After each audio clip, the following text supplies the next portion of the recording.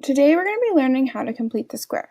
In completing the square, you take something like this, which is a quadratic in standard form, y equals x squared minus 8x plus 5, and you convert it to something that is in vertex form. The reason you do this is because it allows you to find the maximum or minimum of the quadratic function, which is useful if you're asked to find the maximum profit, maximum height of a ball, or if you need to sketch the parabola, because the vertex is very useful when trying to sketch a parabola. So the first thing you're going to do when completing the square is you're going to find the term that is going to be your perfect square that you will add and then subtract, forcing this to become a perfect factorable square. The way you get this is you take your b value, which is 8 in this case, you divide it by 2 and you square it. When you take 8 and divide it by 2, you get 4, and squaring it gives you 16.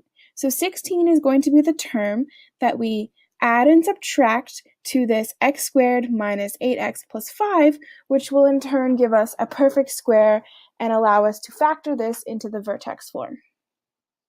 So our first step is just going to take our original equation, y equals x squared minus 8x, but in this case we're going to add 16 and then subtract 16, and we keep our c value of 5 where it was.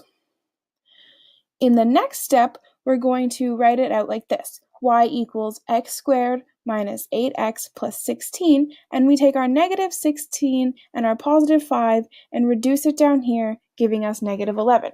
As you can see, we've brought this positive 16 into a bracket because we're hopefully going to be able to factor this. So if we remember back to our factoring, we know that we have to have two terms that come together to give us this. But in the case of a perfect square, which this is, we just need something that looks like this. So for this, we're going to have our x minus 4, because we're going to square root this term, and we keep our c value where it is as negative 11.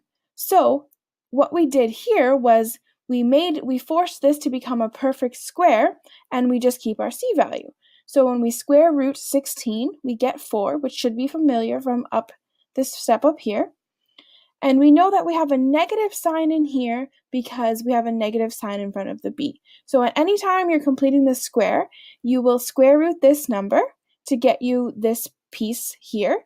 And if you want to know if it has a positive or a negative sign in front of it, you will look to your very original equation and you will copy the sign. So if this is a negative, you're going to have a negative down here. And if this is positive, you would have a positive here.